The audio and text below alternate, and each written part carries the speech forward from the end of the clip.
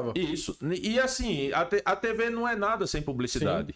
Sim, né? sem Então hoje o que é que acontece? A gente está nos meios digitais, então quando você bota um anúncio, você impulsiona um conteúdo e tal, você não precisa de agência. Naquele tempo tinha que ter uma agência. Então não tinha aquela coisa do cliente chegar na televisão e dizer, eu quero botar um anúncio. O cara diz, mas qual é o plano de mídia? O cara, não sei. Como é o anúncio? Não sei. Então procure uma agência e traga. Então a agência intermediava isso e a agência ela tinha 20%, até hoje tem, né? 20% de comissão. Então você compra um anúncio na TV Paraíba, TV Paraíba paga 20% de comissão para você, TV Borborema, TV Correio. Então, se você partir do pressuposto, por exemplo, que a TV Borborema tenha uma margem de lucro aí de 10%, o cara da agência, ele fica logo com 20%. Lógico que ele tem os custos dele. Mas eu vi, por exemplo, situações de Tadeu chegar num cliente, fechar uma mídia de um ano. Então, já chegar para o cliente e dizer, olha, está aqui o planejamento do ano que vem. Vamos fechar? Vamos. Ele fechar e, a partir dali, ele passar numa loja e comprar um carro novo. Vou comprar um carro novo. Então, é você pensar hoje numa possibilidade do cara vender um contrato de publicidade em nível local, não era em nível regional nem nada, e passar numa loja e comprar, sei lá, uma Hilux. Então, essa era a realidade. E aí eu olhava e dizia, opa, é aí que eu quero. A expectativa financeira do ano seguinte estava toda garantida. Isso. E aí eu fui muito nessa visão. Então, eu era trabalhador, eu era funcionário, mas eu tinha sempre essa visão de que, assim, só isso não me basta. E teve um tempo que eu passei, essa coisa que eu estava falando, que eu empreendo desde 8 anos, eu me lembro que uma vez me chamaram para fazer uma aula inaugural de um MBA de administração na UFCG. E aí eu digo, pô, o que é que eu vou falar numa aula inaugural para um MBA de marketing? Tipo, os caras estão esperando assim, a fórmula do sucesso definitivo. Aí eu me lembro que eu fiz a palestra que era tipo assim, 12 maneiras de quebrar. Então eu falei 12 vezes em que eu quebrei na minha vida. Então quando eu fui vender laranja no campo, que chegou um concorrente meu, eu descascava laranja na faquinha, chegou um concorrente meu com uma maquininha que rodava assim, a laranja já saía descascada, aí eu quebrei. Muito mais aí depois eu coloquei um fiteiro lá em casa para vender revistinha. Esse meu tio Tadeu conseguia as revistas na distribuidora. Naquele tempo tinha, ali onde é o shopping dos camelôs hoje, tinha a Lobras, que era Lojas Brasileiras. Então eu ia lá, comprava um monte de bombom, botava para vender. Aí o que foi que aconteceu? Eu montei esse negócio. Meu tio arranjou um monte de revista, minha mãe me deu o capital inicial, eu comprei um monte de bombom, aí eu li as revistas, chupei os bombons e quebrei. Então eu passei muito tempo nessa coisa de assim, eu quero empreender e eu quebrava, eu quero empreender e eu quebrava. Aí teve um momento que eu digo, eu tenho que me contentar que eu não sou empreendedor, eu sou funcionário, eu sou trabalhador, eu preciso trabalhar para alguém, eu não tenho cabeça para isso. Mas me diz uma coisa, nessa hora que o cara chega a essa percepção aí, essa percepção, sentiu uma coisa no orgulho, não sentia? Sentia, e aí tem uma questão que a gente precisa analisar, como a sociedade está funcionando hoje. Porque tem algumas narrativas que elas... tem uma frase que eu uso muito com o pessoal que trabalha comigo, que é assim, quem é bom em desculpa não é bom em mais nada. Então, existem algumas narrativas que elas dão desculpa para o fracasso. Elas dão desculpa para você não conseguir o que você quer na vida. Então, uma coisa que acontecia era isso. Por exemplo, eu chegava e dizia, toda vez que eu tento empreender, eu não consigo. Então eu não tenho cabeça empreendedor, eu não tenho jeito para isso e tal. Aí vinha uma narrativa de fora e dizia, mas é porque é assim, velho, patrão é tudo cabra safado, patrão é tudo bandido, empreendedor, empresário é raça ruim. Aí eu dizia, ainda bem que eu não tenho jeito para isso significa que eu sou uma pessoa boa.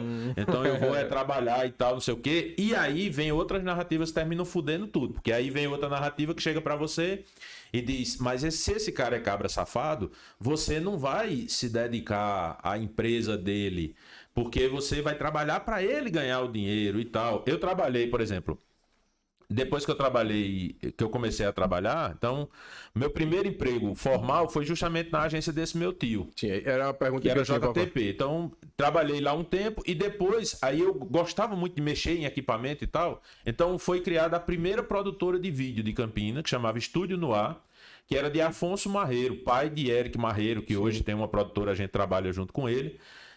E aí eu fui trabalhar lá. E Afonso, eu brinco que eu digo que Afonso era e é um ótimo professor, um ótimo mentor, mas um péssimo administrador.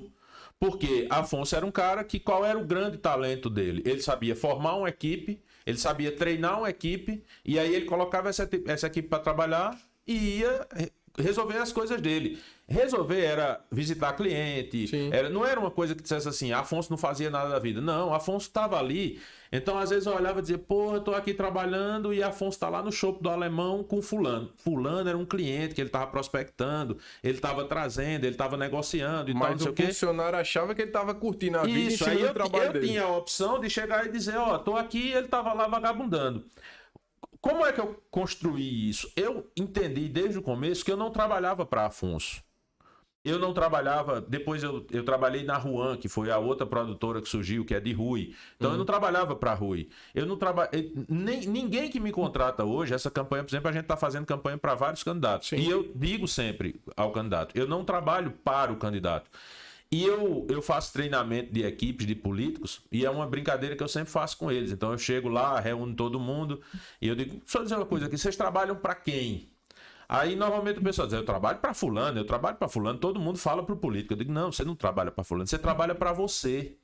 Então você tem que entender, hoje eu estou aqui conversando com o Yuri, porque em 1988, quando eu fui convidado para fazer minha primeira campanha eleitoral, eu tinha 16 anos, eu entendi que eu precisava fazer a melhor campanha, o melhor trabalho, independente de ter alguém ganhando dinheiro nas minhas costas, independente de toda a carga de trabalho estar sobre mim. Eu me lembro que assim, a primeira campanha que eu fiz em 88, eu já comecei com alguns desafios. O primeiro desafio era ético, porque Tava nascendo. isso, só tinha uma produtora na cidade e essa produtora foi contratada para fazer 2 campanhas. Então eu fiz na mesma campanha eleitoral, vamos imaginar que é a campanha do ano passado, de 2020. Então imagine que você tivesse um cara que dissesse assim, não, é o seguinte, eu faço a campanha de Inácio Falcão e a campanha de Arthur Bolinha. Era mais ou menos isso. Eu fazia a campanha de... Ixi, esqueci o nome dele agora. Da época lá. Sim, enfim. Daqui a pouco eu vou lembrar o nome dele. Edivaldo Doó. É impossível alguém esquecer o nome de Edivaldo Doó, que foi um dos caras mais importantes para a história de Campina. Então eu fazia a campanha de Edivaldo Doó e ao mesmo tempo eu fazia a campanha de Jairo Oliveira, que era do PT.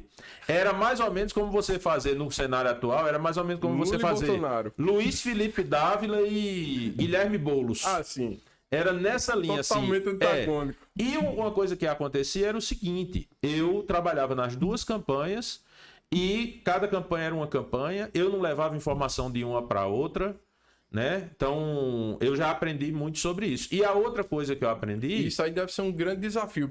Eu analisando, eu já tinha pensado sobre isso. Por quê? Imagina só você ficar fazendo 2 campanhas, onde você tem que trabalhar para as duas, para ambas serem vitoriosas, Isso. mas você não pode usar o seu trabalho de um para prejudicar o outro. Sim. Porque é seu trabalho nos 2 cantos. Então Não, deve eu ser um desafio. já teve situações, por exemplo, de eu fazer campanha. Numa campanha só eu trabalhei para 3 campanhas. Eu acordava de 11 horas da manhã, aí eu ia para a Ruan, que era a produtora que a gente estava montando naquela época. Eu, Rui e Beto, não sei se você já trouxe Beto aqui, Beto Urtiga, que é Não, chefe de ainda cozinha. não. Traga também, que tem muita história Eu aí. vou ficar falando com você, que você vai dando Vou as lhe dando dicas. os convidados. E aí, por exemplo, eu acordava, tomava café na hora do almoço, ia para Ruan e fazia o programa eleitoral de Antônio Pereira, que era pai, ele é pai de André Pereira, que é candidato a senador agora. Antônio era candidato a prefeito. Aí eu terminava o de Antônio, Aí eu ia para Noir, que era a produtora de Afonso, e eu ia fazer a campanha de Álvaro Gaudêncio Neto, que era candidato a prefeito também. Os dois candidatos a prefeito. É doido. Aí eu chegava na produtora, organizava as coisas e tal, editava até 2 horas da manhã. 2 horas da manhã eu saía e eu ia para Mix, que era a produtora que estava fazendo a campanha de Félix Araújo, que foi prefeito. Então eu trabalhava nas 3 campanhas. E aí o pessoal dizia, e aí, o que é que vai rolar? Eu dizia, não posso dizer, não vou lhe Não é dizer. assim não, jogador. Né? Então tinha essa situação, né? E uma outra coisa E massa que já construiu o profissional para que todo mundo visse. Então, ó, é um cara que eu posso botar para fazer coisas antagônicas e ele não vai ficar Sim. levando informação para lá e para cá. Isso é uma coisa que eu trago até hoje. Por exemplo, nessa campanha eu estou trabalhando para candidatos que podem ser considerados candidatos de extrema esquerda e de extrema direita. E para mim não tem nenhum problema nisso, né? Eu me lembro aqui em Campina Grande, por exemplo, em 2012, eu fiz a campanha de Arthur Bolinha. Sim. E aí eu me lembro que na época, eu durante a década de 90, eu fiz muita campanha para o PT. Porque na época, o que é que acontecia? O PT era liso, eu tava louco para aprender, não tinha curso, não tinha como você aprender isso. Então, qual era o acordo que eu tinha com a galera do PT? Eu dizia, ó, seguinte, vocês não têm grana, eu faço a campanha para vocês, não é nem a preço de custo. Às vezes eu tinha campanha que, se eu fosse fazer as contas, eu tava pagando para fazer a campanha. Agora, o que é que eu colocava como condição? Vocês me dão total liberdade. Que aí também não é essa coisa de trabalhar de graça para fazer o que vocês querem, não. Vocês me dão liberdade para fazer o que eu quiser. Deixa eu errar e acertar Beleza. aqui. Eu quero aprender. Vocês são minha cobaia. E meu compromisso com vocês é entregar resultado. Não se importe se ficou bom, se ficou ruim, se tá do jeito que vocês gostam. Eu vou entregar resultado para vocês. E foi interessante isso, porque eu fiz Jair Oliveira. Jair Oliveira não era eu que fazia a campanha, eu era editor da campanha, tinha alguém fazendo. Mas eu fiz Antônio Pereira, em que eu era o marqueteiro, vamos colocar. Eu fiz Edgar Malagodi. Dessa sequência, a última campanha que eu fiz foi a campanha de Cosete Barbosa para senadora. Cosete era vereadora de Campina, e aí eu me lembro que eu fiz uma parceria com um amigo meu de Natal para a gente fazer a campanha de Gilvan Freire. Gilvan era candidato a governador. Quando houve aquela briga de Maranhão com Ronaldo Cunha Lima, Sim. Maranhão meio que tomou o partido de Ronaldo, a lógica era que Ronaldo ia continuar mandando no partido, e Maranhão meio que deu um golpe ali. E aí Gilvan Freire se lançou para tentar conseguir o apoio dos Cunha Lima na campanha. E aí queria contratar a gente, fez uma coligação, era PSB e PT, e Cosete foi candidata a senadora. Cosete não queria, Cosete estava se preparando para ser candidata a deputada estadual. Ela já tinha sido prefeita, não? Ela era vereadora na época, tinha sido a vereadora mais votada de Campina, era uma vereadora muito combativa. E aí Cosete foi chamada para ser senadora. E aí eu me lembro que na época ela conversou comigo, disse, Messinho, seguinte, eu ia para estadual, sem chance, mas eu queria construir meu nome. Ela teve 4.000 votos para vereadora na época, que era coisa, até hoje 4.000 votos para vereador em Campina é muita coisa. E aí ela disse, eu tava entrando para estadual para estadualizar meu nome, para na próxima eleição eu me reeleger vereadora e ser estadual. Isso na próxima era 98, então ela teria uma chance de se eleger estadual em 2002. E aí ela disse, seguinte, eu não vou fazer campanha de rua, eu não tenho grana para fazer material de campanha. Enfim, obviamente que eu não vou fazer esse jogo de campanha de liderança, de comprar voto, não sei o que tal. Velho, a única coisa que eu tenho é o horário eleitoral. Eu só aceitei ser senadora porque eu vi que teria uma visibilidade maior. Então eu tenho um programa só para senador, tenho um horário só para senador, eu não preciso dividir com ninguém, como eu ia precisar para estadual, para federal. O tempo era grande? Mas naquele tempo era bem maior do que hoje. Eu me lembro que naquele tempo acho que Cosete devia ter uns 3 minutos, 4 minutos, né? Porque o tempo do horário eleitoral era maior. Sim. E aí eu disse, sim, mas o que é que você quer? Ela disse, é o seguinte, já que você já está na campanha de Gilvan e Gilvan já fechou para a parte técnica fazer minha campanha, então eu queria que você fizesse também a parte da estratégia da campanha. Só que eu não tenho um tostão. Eu disse, beleza, você já sabe qual é meu jogo. Eu nunca tinha trabalhado para ela, eu trabalhava para o PT, mas nunca tinha feito nada para ela diretamente. Eu disse, você já sabe qual é meu jogo.